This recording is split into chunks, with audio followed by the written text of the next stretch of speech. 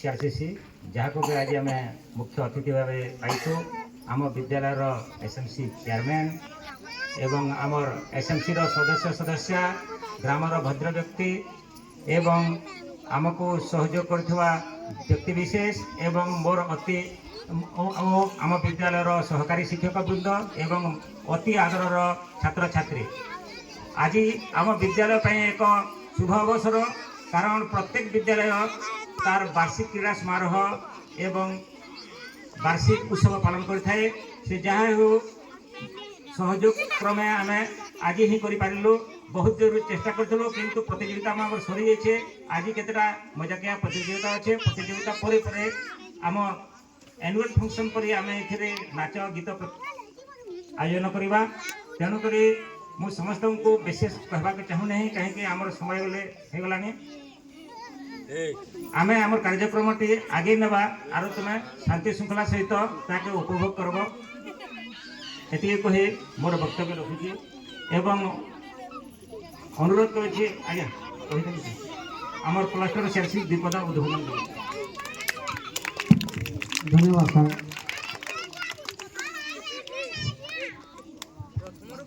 माननीय प्रधान शिक्षक विद्यालय चेयरमैन तथा सहयोगी विद्यालय आम छात्र छात्री मान पिता माता भद्र व्यक्ति भद्र महिला गाँव समस्त छोट बड़ भाई भौणी एवं मोर प्रिय आदर छात्र छात्री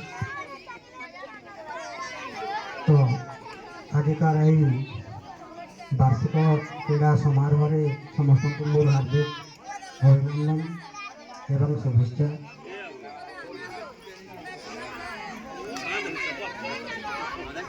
आजिकार वार्षिक क्रीड़ा समारोह बन्याढ्य परिवेश सहयोग कर समस्त जो मैंने संपुक्त अच्छा समस्त को अशेष अशेष धन्यवाद आईपरी गोटे कार्यक्रम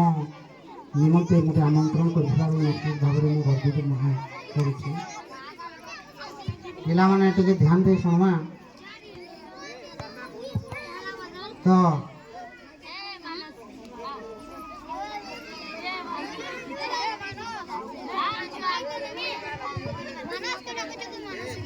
हेलो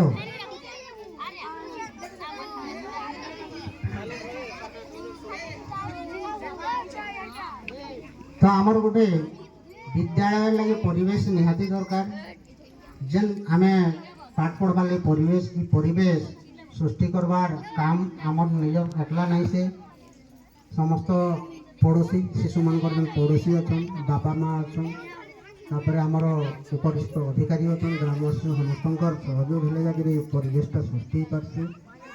तो मुई पिला मानकर मैटर गोटे कथाटी कहबी जे से माने सच्चोट हूँ सत्यवादी हूँ निर्भीकता ताकर हो निर्भीक रुहतु छोटिया गपटे मुझे कहबी समस्ते ध्यान नहीं शुणे जे थे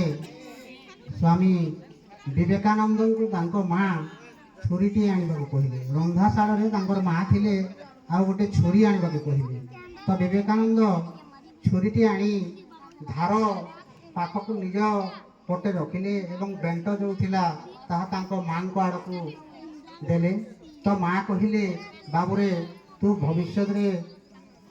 बहुत लोकंकर सेवा करू तो विवेकानंद कहले मु एमती कौन काम कर पकाइली जे बहुत बड़ लोक हेबी आ बहुत लोकंकर साहाय्य करी से कहले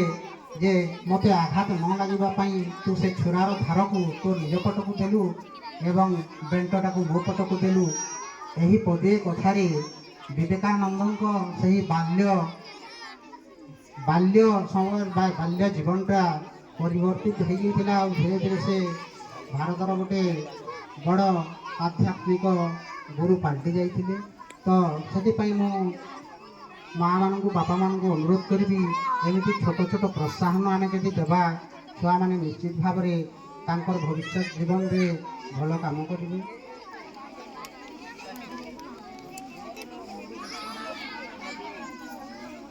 ତ ଏଇ ଗପରୁ ଆମେ ଜାଣିଲା ଯେ ଆମେ ଦୟା କରିବା, ଅନ୍ୟକୁ ଦୟା ସାହାଯ୍ୟ କରିବା। ତ ବିବେକାନନ୍ଦ କହୁଥିଲେ ଉଠୋ ଜାଗୋ, ତାର ଅର୍ଥ ଉଠ